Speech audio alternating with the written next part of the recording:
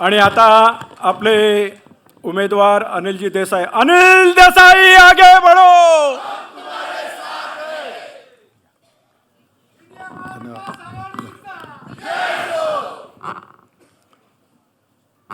हिंदवी स्वराज्याचे संस्थापक राजा शिवछत्रपती, भारतरत्न डॉक्टर बाबासाहेब आंबेडकर, हिंदू हृदय सम्राट शिवसेना प्रमुख बाळासाहेब ठाकरे, स्वर्गीय माँसाहेब यांच्या स्मृतीला वंदन करतो आणि व्यासपीठावर विराजमान सर्व इंडिया आघाडीच्या घटक पक्षांचे सर्व नेते, सन्माननीय व्यासपीठ आणि ज्या धडाडीनं, ज्या अभिमानानं, थोडं वर घे,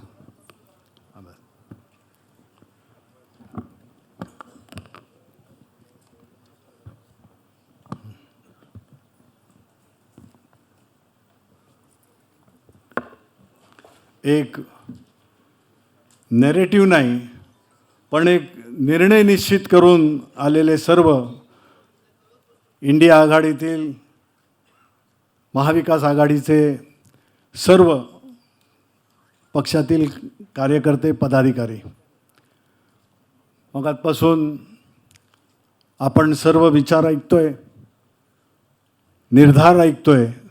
वर्षातही तुम्ही तर सिक्सर्स अशा मारल्या आहेत की स्टेडियमच्या बाहेरच प्रत्येक बॉल गेलेला आहे। भाई आमचे भाई जगताप म्हणा, चंद्रकांत हांडोरीजी म्हणा, सर्व मान्यवर, मिलिंद रानडे यांनी ओपनिंग बॅटिंग केली, राखीताई तुम्ही बोलल्यात, दीपक भाऊ तुम्ही सूचक ज्या याने बोललात ते खरोखर हे सभागृहाला, कार्यकर्त्याला, पदाधिकाऱ्यांना एक चेतना देणारं, प्रेरणा देणारं असं एक मंत्र असतो, तो या सर्व आपल्या नेत्यांनी आपल्याला दिला। मी या सगळ्या गोष्टी काय रिपीट करणार नाही आहे, याचं कारण वेळसुद्धा झाली आहे। हुसेनबाईसुद्धा बघतायत, मध्ये मध्ये घड्याळेकडे बघतायत।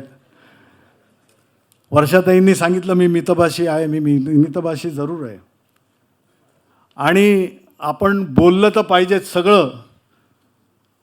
त्यांच्या खोटं, कुठलीही गोष्ट खोटं बोलणारा हा ग्रंथाप्रमाणे बोलत जातो। ग्रंथ हा त्याला शब्द नसोच, ते ॲडजेक्टिव्ह लावताच येणार नाही, परंतु खोटं बोलणं याच्यासाठी बऱ्याच गोष्टी बोलायला लागतात। सत्य एका शब्दामध्ये येतं, त्यामुळे आपण सत्य याच्याकडेच जास्त आपलं केंद्रित असणं गरजेचं आहे। याचं कारण की आपण जातोय त्या मतदाराला न्याय द्यायला, त्या मतदाराला देशाला दिशा देण्यासाठी जे आपण पण ठरवलं आहे त्याच्याकडे घेऊन जायला। भारतरत्न, विश्वरत्न, महामानव डॉक्टर बाबासाहेब आंबेडकरांनी जे भारताला संविधान आपल्याला दिलं आहे, जी राज्यघटना दिलेली आहे, ही एवढी मजबूत दिलेली आहे की यांच्या 4 पिढ्या काय 10 पिढ्या 40 पिढ्या उतरल्या तरी त्याच्यामधला कुठलीही चौकट बदलू शकत नाही। राज्यघटनेमध्ये प्रत्येकाचा अभ्यास चांगला आहे, प्रत्येकाने वाचलं आहे, कारण ती सर्वसामान्यांसाठी असलेली राज्यघटना आहे। आणि या संविधानामध्ये जो फोकल पॉईंट ज्याला म्हणतो आपण, केंद्रबिंदू म्हणतो, तो या देशातला सर्वसामान्य शेवटचा माणूस आहे आणि त्याला दिलेला अधिकार या राज्यघटनेमध्ये, या घटनेमध्ये त्यांनी डॉक्टर बाबासाहेब आंबेडकरांनी दिला आहे। किती दूरगामी विचार, विजनरी ज्याला म्हणतात, जे महामानव आपण म्हणतो, भारतरत्न, विश्वरत्न या सगळ्या उपाधी आल्याच, परंतु हे लिहित असताना जो एवढा दूरचा विचार करतो, आज जगातली सगळ्यात मोठी लोकशाही म्हणून भारत आपण मिरवतो, याचं कारण की विविधतेमध्ये आपण बोलतो युनिटी इन डायव्हर्सिटी वगैरे, हे इंग्रजांनी किंवा वेगवेगळ्या यांनी दिलेल्या या गोष्टी आहेत, ते स्लोगन्स तसेच राहिलेत, पण ही युनिटी इन डायव्हर्सिटी ही खऱ्या अर्थानं बांधण्याचं काम त्यावेळेला कॉन्स्टिट्युएंट असेंब्लीमध्ये एवढे विचारवंत असताना हा धागा पकडून हे जे बांधणं आणि गोवण्याचं काम केलेलं आहे, त्या गोवलेल्या मणी आहेत, जी माळ झालेली आहे, त्याच्यामधला धागा काय आणि मणी काय, एकजीव झालेली घटना ही डॉक्टर बाबासाहेब आंबेडकरांनी आपल्याला दिली आहे. त्यामुळे आज जे नॅरेटिव्ह सेट होतं आहे, वेगवेगळे येत आहेत. आणि भाई तुम्ही बोललात की त्या ह्याच्यामध्ये तुम्हाला गुंतवा, कुठेतरी एखादं पिल्लू टाकलं की मग इंडिया अलायन्स बोलेल, मग इंडियाचं ते इंडी बोलतात, त्याच्यामध्ये सुद्धा त्यांचे डाव आहेत, काही डोकी आहेत. आता हे सगळं मला इथे सांगायला हे वाटतंय. बाकीच्या गोष्टी बोलत असताना जसं हुसेनजी तुम्ही बोललात की राज्यसभेमध्ये बोलताना यांना प्रश्न एक विचारायचा आणि यांची उत्तरं काय यायची, म्हणजे मला तर खरोखर आमच्या ज्यांना आपण FM म्हटल्यानंतर फार मोठी एक पदवीच नव्हे, त्या पदवीबरोबर इबरत ही देशाची असते. आणि तशा प्रकारचं काम निर्मला सीतारामन यांनी खरोखर चांगलं केलेलं सुद्धा आहे. परंतु कधी बोलताना की डॉलर हा वाढलेला आहे, रुपयाची किंमत कमी झालेली नाही आहे, हे विधान ज्या वेळेला केलं त्यावेळेला अक्षरशः काय म्हणतात ते आपलं, मी मितभाषी जरी असलो तरी त्यावेळेला 2-3 प्रश्न तिथल्या तिथे विचारले. अर्थात तिकडनं उत्तर येणं स्वाभाविक अपेक्षित नव्हतंच. आज काय म्हणावं यांना, तुम्ही या देशातल्या साधारण व्यक्तीला, जो मतदार आहे, जो नागरिक आहे, ज्याला हक्क या घटनेनं दिलेला आहे, त्याच्याकडनं तुम्ही लोकशाहीमधली सगळ्यात मोठी प्रक्रिया ही निवडणुकीची असते. ती स्थानिक स्वराज्य संस्थांपासून ते अगदी लोकशाहीच्या सगळ्या उच्च मंदिरामध्ये लोकसभेची असते. या सगळ्या निवडणुकांमध्ये त्या वेळेला त्या मतदाराने दिलेल्या निवडणुकीमधलं मतदान हे त्याचा लोकप्रतिनिधी ठरवत असतो. आणि मग एक असं जाळं निर्माण करायचं, एक अशी वेळ आणायची आणि त्या वेळेपुरतं त्याला, फक्त त्याला आणि त्यालाच महत्त्व देतोय अशा प्रकारचा भास निर्माण करायचा. ते झाल्यानंतर मतदार गायब, त्या स्क्रीनवरून त्या कॅनव्हासवरनं सगळं गेला आणि त्या कॅनव्हासवर मग ज्यांची चित्र पाहिजेत त्यांचं हे करून राज्य करा, हम करे सो कायदा, इथपर्यंत भारत आला आहे. विरासत जे तुम्ही म्हणालात की खरोखर ही लेगसी कुठून आली, आज तुम्ही ज्यांच्या नावाने खडे बोल सुनवायला लागता किंवा बोटं मोडता, त्यांनी जे योगदान दिलेलं आहे, योगदान तुम्ही मान्य नाही केलं तर तो हा नागरिक मान्य करतोय. तुम्हाला तुमचं सर्टिफिकेट कोणालाच नको आहे. याचं कारण 10 वर्षामध्ये ही महाराष्ट्राची काय आणि भारताची संपूर्ण जनता फसलेली आहे आणि जनतेच्या मनामध्ये पहिली 5 वर्ष काहीतरी मिळेल, अच्छे दिन आएंगे, काहीतरी होईल एवढं बोलतायत, काहीतरी उद्याचं बघू, आपल्या पोटाला खळगी आहे ती आहेच आहे. आज बेरोजगारी किंवा आज कुठंतरी कॉन्ट्रॅक्टवर काम करतोय, उद्याची शाश्वती नाही, रोजंदारीवर काम करतोय, उद्या कुठंतरी शाश्वती मिळेल, अशा याच्यावर 5 वर्ष गेली. त्याच्यानंतर वेगळं स्वप्न आणलं, वेगवेगळ्या होर्डिंग्स तुम्ही सांगताय, 4 करोड पक्के घर बनाए और भी बनाएंगे. आता तुमचं पुढचं 2024 पासून 2029चं नाही आहे, तुम्ही डायरेक्ट आता 47ला घेऊन गेलात. 100 वर्ष पूर्ण होणार, त्यावेळेला आम्ही काय करत असू, त्यावेळेला तुम्ही नसू आम्ही नसू. या जगामध्ये असलेला जो आज जी बालकं जन्माला येणार आहेत, आज ज्या गोष्टी, पुढची जी भविष्यातली आपली भारताची जनता असेल, जे आज नाही आहे, त्यांच्यासाठी तुम्ही बोलताय. आज कुठल्या दिशेला आणि कशा रीतीनं, आणि याचा बोध हेच करण्याचं काम आपल्याला या लोकशाहीच्या या निवडणुकीमध्ये, लोकसभेच्या निवडणुकीमध्ये करायचं आहे. 2-2.5 वर्ष तुम्ही मुंबई महानगरपालिका नाही, स्थानिक स्वराज्य संस्था महाराष्ट्रातल्या नाही, सगळीकडे प्रशासक बसवले, तुम्ही वाटेल तसं खेळ करताय. तुम्ही 10 प्रोफेशनल सर्व्हेज करून घेतले. तुमच्या प्रत्येक सर्व्हेमध्ये येणारं हे कुठंतरी नागरिक, कुठंतरी मतदार हेच येत होतं ना. तुमचे सर्व्हेज अनफॉर्च्युनेटली त्यालासुद्धा लिकेज आहे, ती लिकेज होती, ते कळतं, ते येतं.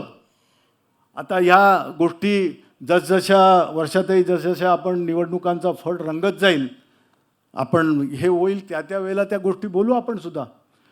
पण आज फक्त एवढंच हे आहे की आज आपल्याला एक कोऑर्डिनेशन, एक संपर्क, एक मनोमिलन या आपल्या घटक पक्षातल्या आपल्या पदाधिकाऱ्यांचं करण्याची फार गरज होती. आणि मान सन्मान आपण निश्चितपणे, मी अनिल देसाई आहे, मान सन्मान देण्याचंच काम केलं आहे, शिवसैनिक म्हणून आलेलो आहे. कधी नेता किंवा कधी कुठच्या गोष्टी आलेल्या नाही आहेत.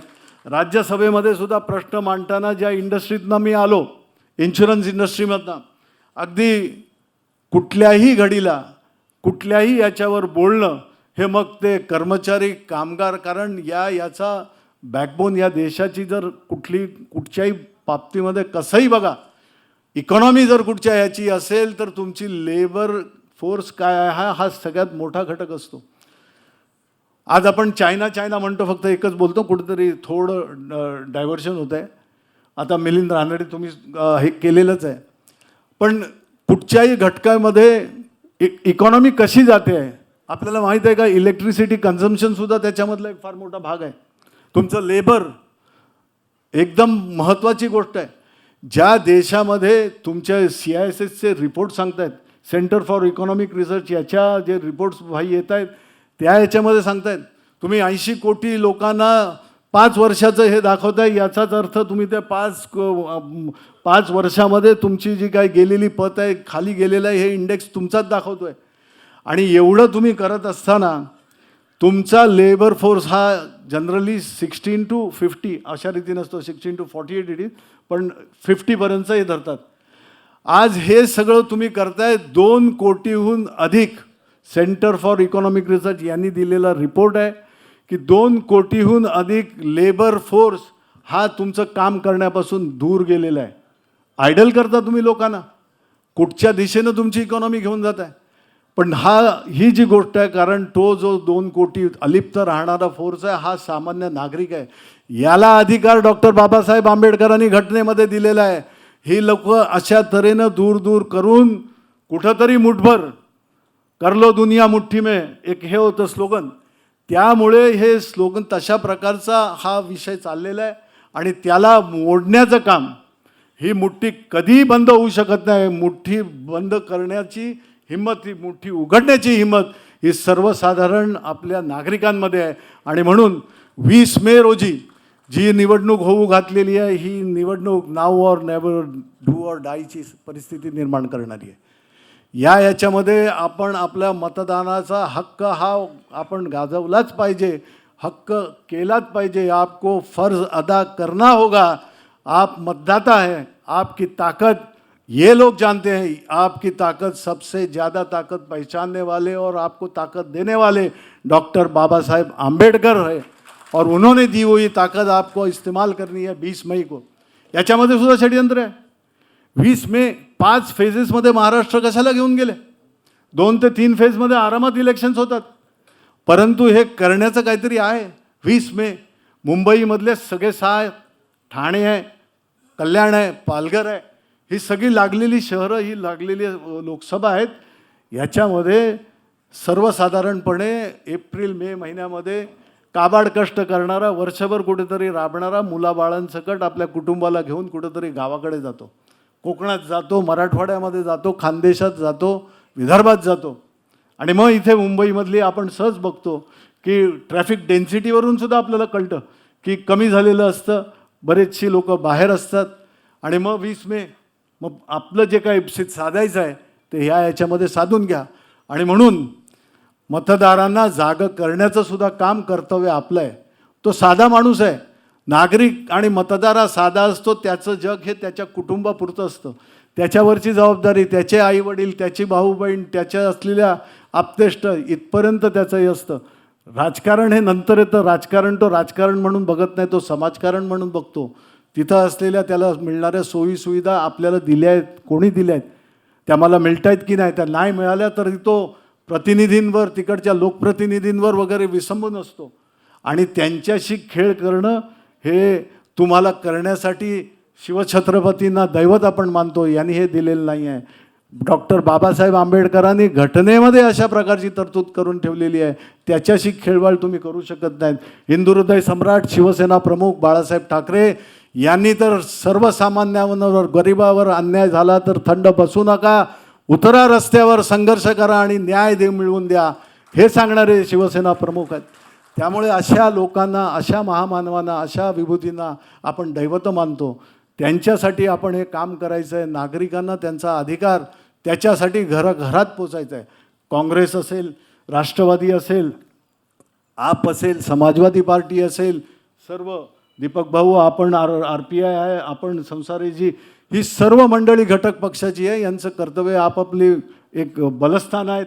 आपण मिक्स्ड सगळ्या याच्यामध्ये एक कॉम्बिनेशन करून आपल्या याची समन्वय समिती सांगायची, जी आपण चंद्रकांतजी आपण सांगितलं हांडोरे साहेब, ती जरूर करू.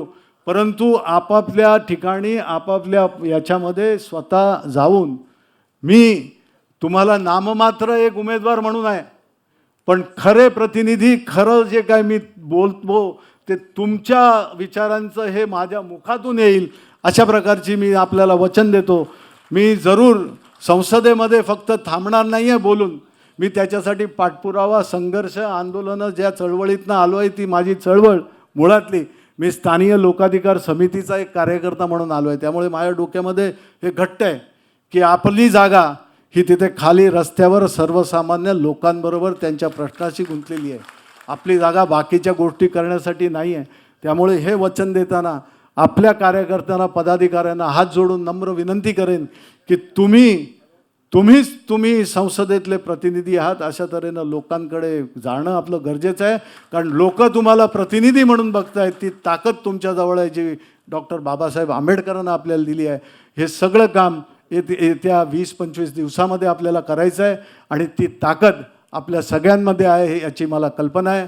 आपण सगळे मिळून हे जे यांचे वेगवेगळे मनसुबे आहेत, इरादे आहेत, हे हाणून पाडू आणि प्रत्येक उमेदवार हा शेवटी महाराष्ट्रातला आणि देशामधला इंडिया अलायन्सचा निवडून येईल. याच्यासाठी आपलं जे काय असेल, तन मन धन, रक्ताचा शेवटचा थेंब असेपर्यंत आपण यांना विरोध करून आपण आपल्या प्रयत्नांची पराकाष्ठा करून प्रत्येक उमेदवार जिंकून आणू, अशा प्रकारचं एक वचन आपल्यातर्फे आपल्या नागरिकांना आणि मतदारांना देऊन आपण इंडिया अलायन्सच्या माध्यमातून हे सगळं यांनी जे ठरवलेलं आहे ते उलथवून लावू आणि एक सुराज्य जे शिवछत्रपतींनी निर्माण केलं होतं त्याचंच प्रतिबिंब या महाराष्ट्रामध्ये निर्माण करू, असं वचन आपल्याला देतो आणि आपल्याला सगळ्यांच्या शुभेच्छा देत आपली रजा घेतो. जय हिंद, जय महाराष्ट्र, जय भीम.